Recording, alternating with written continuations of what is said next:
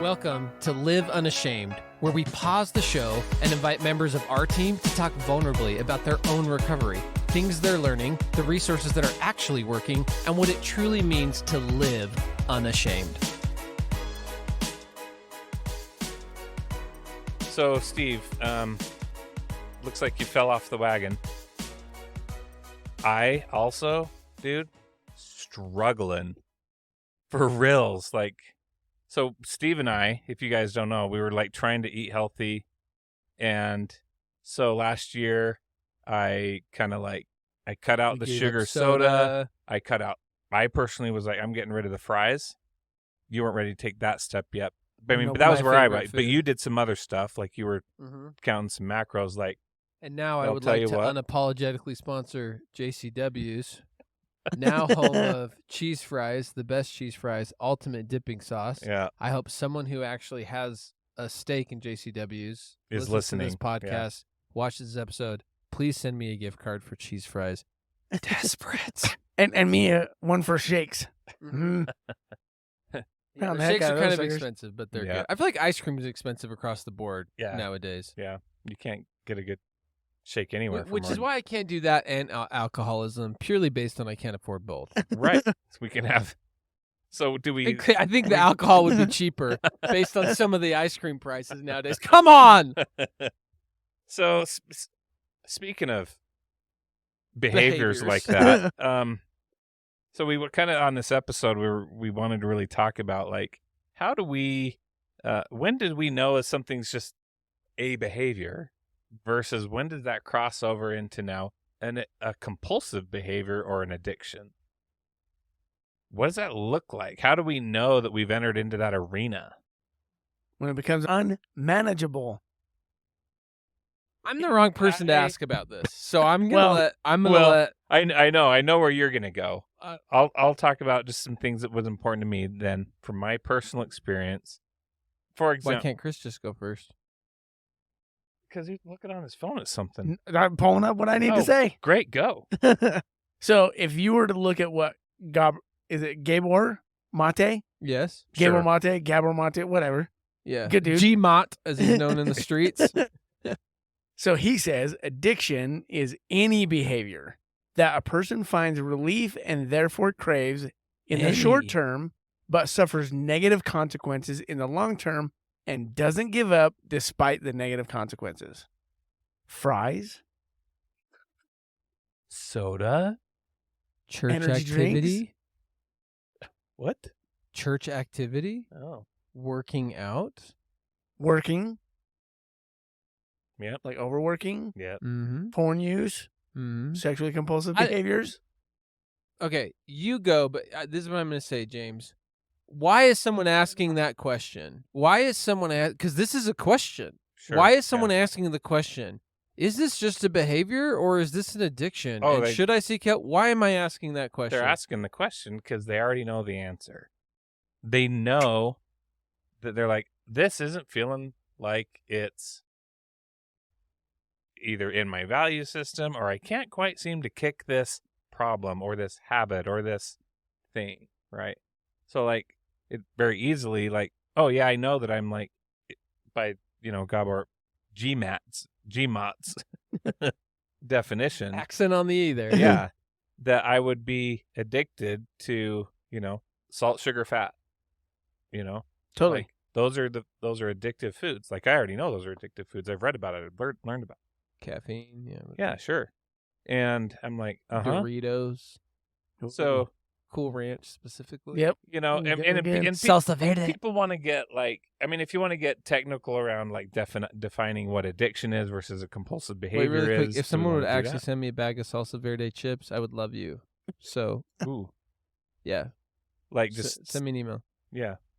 And what, you'll just give them your email or mailing address? The sweet and spicy chili Doritos and the purple don't get bag. gross. The best. Don't get Absolute best. That's Chris. I would down a bag. It's personal to everyone, whatever your behaviors are. But point being is what you're saying. Yeah. And right. I use it. So in my life, I use the StarCraft example. That's what it is in my life. StarCraft, mid 1990s video game. If you haven't played it, you're missing out. So all you Halo kids, all you World of Warcraft kids, and then everyone after that who's like, oh, remember when we all learned the internet game online?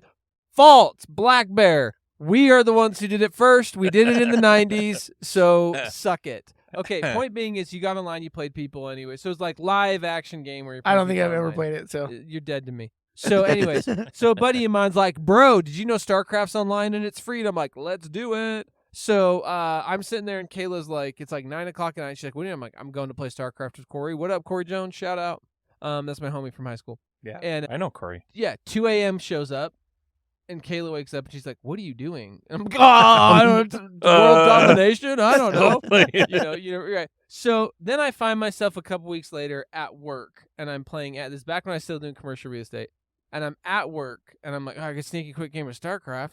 And then I'm like, hey, as someone who identifies as a person in recovery, I'm like, I might be addicted to this behavior. Right.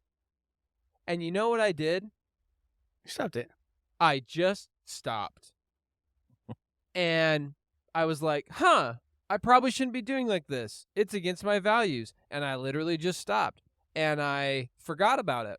Like, literally forgot about it until like 6 months later, we were on the phone or at a kid's birthday party or something. He's like, bro, we haven't played StarCraft. And I was like, bro, StarCraft. And then it hit me right then. I'm like, not addicted. Yeah. Because if I were, I wouldn't have stopped. And I think that's the litmus test.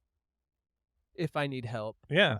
Yeah. That you could Addiction's just a label. stop and be That's done. it, Yeah. Yeah, and that's the whole thing is, right. I want to write whenever I can. I want to become a big deal so I can write a book. And what I'm going to do is this. It's going to be totally cloak and dagger. I'm going to be like, I've helped all these people with these big, nasty, terrible addictions completely change their life. So are you just trying to lose that 10 pounds or get that edge at work? I'll give you all the secret tips from these deep, expensive therapy things that you can use right now at home to do that little habit that you're trying to change.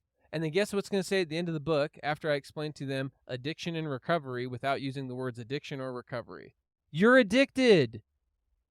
Why can't you lose the 10 pounds? It's the same reason why someone can't stop looking at porn. Right. Why can't you do the thing? Real talk. You and I are addicted to food. Facts. We can say whatever we want. You can call it whatever habit. It is the same. It's all the same. Whether you have this giant behavior where you're stealing money from your family, hiring prostitutes, or whether you just can't kick that 10 pounds. It's just all addiction. People just don't like the word because it's a label and it means you're bad. And a lot of circles have done that. They've ruined we have ruined the word addiction. It means you are othered. I was scared to death of the word addiction. Like when I was once sitting an with addict, my therapist, always an addict. Yeah, Oh, you're great. a freaking convict. This is like Les Mis, right? Like, dude, if you don't change your identity, you're just screwed, Totally. right? Yeah. Yep. But if we take away the label of it, which I get why people are like, I want this to be a behavior. I do not want it to be an addiction because then I have the label, which we did our episode on labels, right? And the stereotypes of that. So, which is crap, how everyone's doing it. But it's all addiction. If you can't just stop, it's addiction. Totally. Yep. Which just means there's a pattern to it. There's a rhythm. There's the right. It's about needs. So as far as getting help, sure. Yeah, whatever. I mean, that's part of my story was like, oh, well, I couldn't be addiction because I was only looking at porn every 3 months. And I'm like, this doesn't sound like addiction. This just sounds like a behavior. That happens every 3 months. That happens every like 3 clockwork, months. And no matter what. And I can't seem to like not. And so use it to numb out, and to check out. Well, I didn't know that Well, at the time. right. But, and so I was just like, I just seem to have a problem until I read in a book that they're like, if you can't just stop, you might have an addiction. And to me, I was like, well, hallelujah. Because at least there's programs out there for addicts that like, there's places that addicts go for help. And so for me, I was like, I was super excited to have the addict label at the beginning because I was like, until you find out that it meant you're forever and no one's ever going to love you. But at and first that you I can't was change. But yes, other than that, but I it liked worked it out. because I was because addicts can get help. So it meant it gave me access to resources. Yeah. Yep. You know? Yep. Whereas before I was just kind of floating in the wind trying to figure it out on my own. Right. Well, which is where everyone is. Why can't you lose that 10 pounds? Why can't you leave your work Why can't you change the dynamics that are happening with your spouse? Why can't you change your sex life? Why can't you not get undepressed? Why can't you? Because I'm doing it on my own. Yeah, because it's I'm floating in the wind. Yeah, it's just a bunch of floating in the wind, right? Yeah, I think the frustration is that we've labeled it and ruined it. So you can't say you have a problem because then you're an addict and now you're bad, right? And I also think what we've ruined is getting help, right? Like, what does getting help mean? Right? Because like, you and I have talked about this. We make a living as therapists and coaches. Right. Like, I literally every day actively sell, we'll help you better. Come and buy our services. Like, that's what I do for my job, right? Like, whatever. Yeah. You're a plumber, I'm a that, right? And so even in that, dude, we've had some stories on this podcast that people got amazing help. They didn't pay a dime of therapy. They didn't walk into one late, right? Or some of the 12-step people get mad at me because I talk about 12 steps because they act as 12 steps is the beginning, middle, and end, a live all, end all. And if you do not do the 12 steps, you will not recover. Right. I know people Incorrect. I know people who have absolutely recovered, magical, amazing. Don't believe me? Listen to this podcast. You can meet them yourself, hear their story authentically. They don't care for the 12 steps. They never even been, or they walked into meetings like, nah, bro, not for me, right? Yep. Same thing with therapy. We've had people, I told you, that story I recorded really early on, lost in our archives. They did it through their evangelical church. Right. They never did a day of therapy, Mac and Melissa. They're like the coolest people, and he's like totally recovered. He's a Chris Bennett. Like, coolest story ever. And so that's the get help, I feel like, has this label of straitjacket. I'm broken. Our story with Bryce that we recorded, he's like, when I thought of therapy, I thought they put you in a straitjacket and some psychologist gives you a bunch of drugs. That's what I thought help means. And so that's why, who would want to get help? When that's the definition of getting help, who would want to get help? I just think we've broken that too. I think we've broken that you're an addict, and I think we've broken what getting help. Well, I think a lot of people have felt like that it's been broken because of some 12-step groups.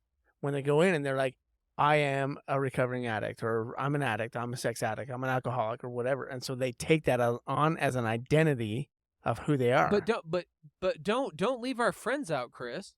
Therapists are some of the worst. We're Totally. the worst. Totally. You want to talk about labeling people that they're permanently broken, and I get why therapists do it. It's a lifetime paycheck. If I can get, Jaron, you are broken. You will never figure out your marriage, but you're lucky you found me because we're gonna do this once a week, and you're gonna be able to manage this, right? But I won't manage say, it. but I won't say forever because that sounds dark and scary. But I will say I don't know how long this will take.